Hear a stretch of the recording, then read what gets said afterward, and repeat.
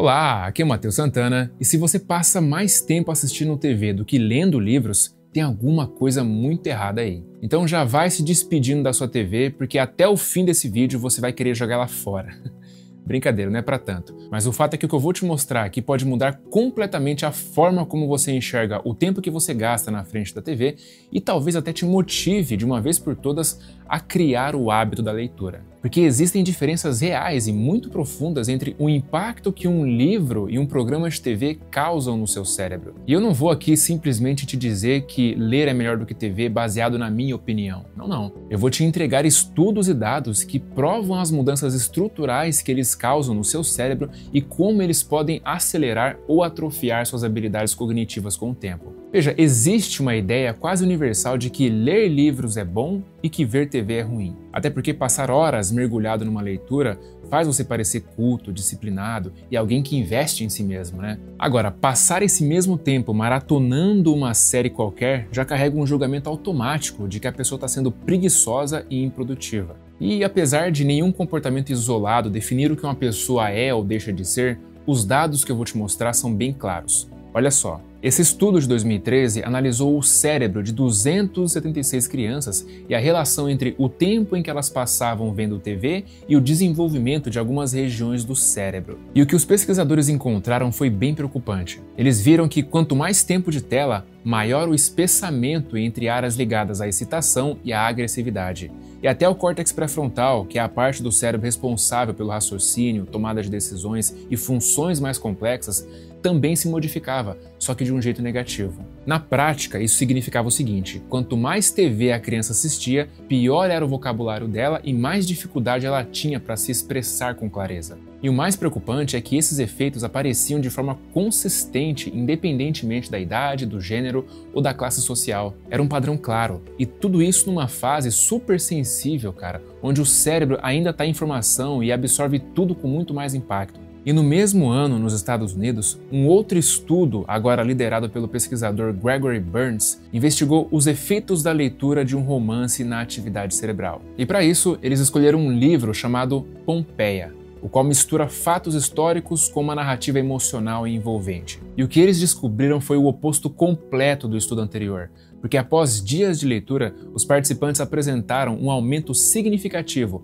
não só na conectividade das áreas relacionadas à linguagem, como também na região sensório-motora, indicando que, ao ler, o cérebro simula como se estivesse realmente sentindo as mesmas sensações que os personagens da história. E olha que interessante, esse aumento na atividade cerebral se mantinha mesmo depois que o livro já havia chegado ao fim. Ou seja, os efeitos da leitura não eram apenas momentâneos, mas eles pareciam deixar uma espécie de rastro bastante funcional no cérebro por dias. Agora, pensa comigo. Enquanto a TV tende a te deixar num estado passivo, em que você apenas consome um estímulo visual e sonoro pré-pronto, a leitura te coloca no modo ativo, porque você precisa processar, imaginar, interpretar e preencher as lacunas. E quanto mais envolvente for a história, mais intenso vai ser esse exercício mental. Só que os benefícios não param por aí, porque tem também um estudo conduzido pelo Dr. David Lewis, mostrando que ler por apenas 6 minutos já é o suficiente para reduzir o estresse em até 68%. E isso é mais do que ouvir música, tomar café ou até caminhar. Então, a leitura, por algum motivo, promove um estado de relaxamento profundo que outras atividades dificilmente conseguem. E como você já deve imaginar, esse tipo de efeito acumulado tem um impacto muito positivo na sua saúde mental. Agora, voltando para nossa comparação aqui, por que será que essas duas atividades afetam o nosso cérebro de formas tão diferentes? Bom, a resposta está em 2 fatores principais. O primeiro é o nível de envolvimento cognitivo. Porque ler exige foco, exige atenção, exige que você ative áreas do cérebro relacionadas à linguagem, memória, imaginação e raciocínio. Já a TV entrega tudo isso pronto de bandeja: os diálogos, as expressões, os cenários, o ritmo, a trilha sonora, enfim, tudo já vem mastigadinho, pronto para você só engolir. Você não precisa nem mastigar se você não quiser. E isso te deixa num estado muito mais passivo, quase que hipnótico às vezes. O segundo fator é a forma como essas atividades moldam seus hábitos de pensamento. E aqui entra uma diferença importantíssima: a leitura aprofunda, já a TV superficializa. Isso acontece porque a TV, por natureza, precisa prender sua atenção de forma rápida e constante. Se o programa enrola demais ou exige muita reflexão, você troca de canal e pronto. Então o formato se adapta ao seu cérebro imediatista. Já o livro não, meu amigo. O livro te obriga a desacelerar, a seguir o ritmo da narrativa, a mergulhar em ideias que talvez você não consiga digerir na primeira leitura. E o mais interessante é pensar no nível de esforço mental que a leitura exige, principalmente quando a gente está falando de histórias complexas. Pensa num livro como O Senhor dos Anéis, por exemplo. Você precisa lembrar o nome de dezenas de personagens, os lugares onde eles estiveram, os eventos que aconteceram numa certa fase da história. E tudo isso sem ter uma imagem pronta na sua frente. O cenário é construído na sua mente, os rostos, os diálogos, enfim, tudo parte da sua imaginação. E mais, você precisa manter essa estrutura viva e coerente ao longo de centenas de páginas, conectando uma cena a outra, lembrando falas que aconteceram lá atrás e entendendo como elas se desdobram mais adiante. Então esse tipo de leitura exige raciocínio, memória, atenção e principalmente profundidade de pensamento. Não dá para fazer isso com uma mente acelerada ou dispersa. É por isso que, com o tempo, quem lê mais tende a desenvolver uma mente mais crítica, mais concentrada e mais atenta aos detalhes. Enquanto quem passa horas por dia consumindo TV, especialmente conteúdos rasos, sensacionalistas ou repetitivos, acaba reforçando o oposto, que é uma mente mais reativa, imediatista, distraída e emocionalmente instável. E o mais louco é que isso não afeta só o jeito que você pensa, mas também o jeito que você se conecta com outras pessoas. Porque quando você condiciona a sua mente a pensar de maneira superficial, as suas relações tendem a seguir o mesmo caminho. Por exemplo, tem um estudo bem interessante que analisou o comportamento de mães com seus filhos pequenos enquanto eles assistiam TV ou liam juntos. E a diferença foi gritante. Porque veja, quando eles assistiam TV, as interações entre eles diminuíam tanto em quantidade quanto em profundidade. Era comum que as mães ficassem em silêncio por longos períodos ou respondessem de forma superficial quando os filhos falavam algo. E mesmo quando o programa era educativo, o tipo de conversa não melhorava. Agora, quando eles estavam lendo juntos, a história mudava completamente. As mães faziam mais perguntas, explicavam mais, respondiam com mais atenção e a troca se tornava muito mais rica. Ou seja, a leitura não só ativa mais o cérebro individualmente, como também estimula conexões sociais mais profundas, que é uma coisa que a televisão, por mais sofisticada que seja, não consegue proporcionar da mesma forma. E isso nos leva a uma reflexão importante, que é o fato de que também não dá para generalizar. Porque sim, tem série boa, tem documentário excelente, tem muita coisa útil ali. Mas o ponto é que a estrutura dos programas de TV, principalmente, foi feito para prender sua atenção com o mínimo de esforço e às vezes de uma forma muito tóxica até. Porque basta você ligar a TV em qualquer canal aleatório e você só vai ver desgraça acontecendo, porque é isso que gera audiência.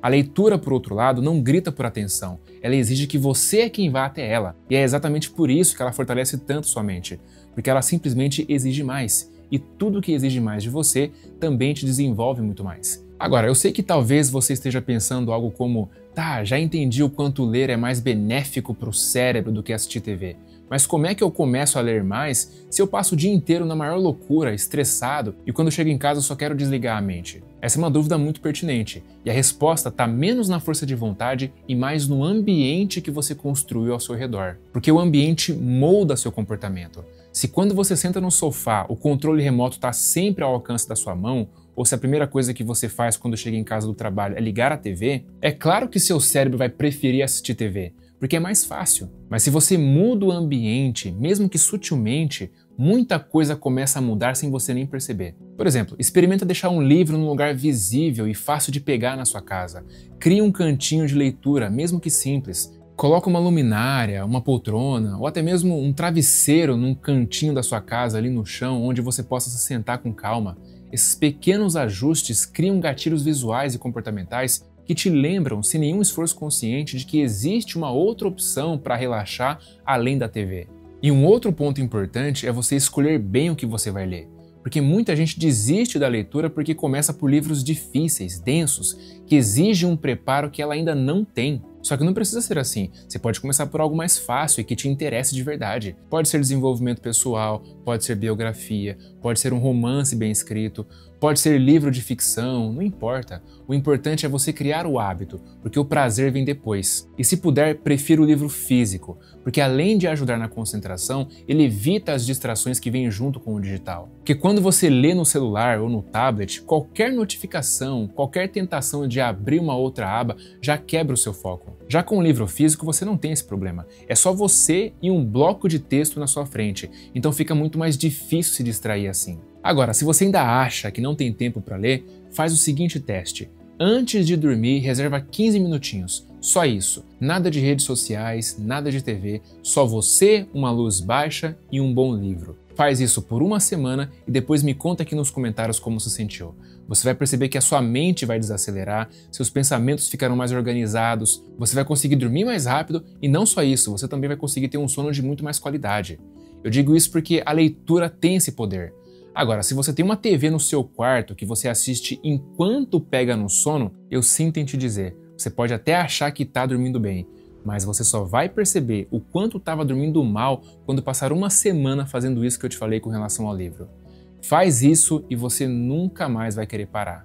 Bom, a verdade é que ler um bom livro de vez em quando pode até te trazer alguns insights sim, mas é o hábito da leitura, feito com consistência, dia após dia, que realmente vai transformar sua mente. Porque o poder da leitura não está só no conteúdo, está no processo, está na disciplina de sentar, abrir o livro e mergulhar em algo que exige muito mais da sua atenção, da sua imaginação e do seu raciocínio. E fazer isso com frequência é como treinar um músculo mental. Quanto mais você lê, mais você pensa, mais você questiona e mais você entende o mundo e a si mesmo. E isso vale para qualquer outro hábito também, porque no fundo a gente é uma coleção de hábitos. Então pequenas repetições diárias, quando somadas, definem quem a gente se torna. E é por isso que se você quer prever como vai estar sua vida daqui a 1 ano, 5 ou 10 anos, é só você olhar para os hábitos que você cultiva hoje. Onde você investe seu tempo e sua energia sem pensar muito? O que você faz de forma automática para lidar com o estresse, com a ansiedade, com a preocupação e com outras emoções? Come porcaria? Assiste pornô? Joga videogame? Fica rolando o feed das redes sociais? Ou será que você faz alguma coisa mais produtiva e saudável no lugar? Enfim, as respostas para essa pergunta diz muito mais sobre o seu futuro do que qualquer plano ou desejo que você tenha.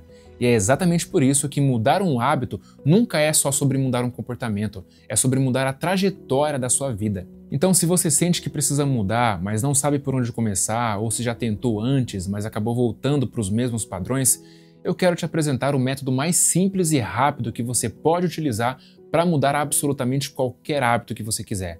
Basta clicar no primeiro link da descrição ou no comentário fixado e assistir ao vídeo que preparei para você lá. Um forte abraço e até a próxima.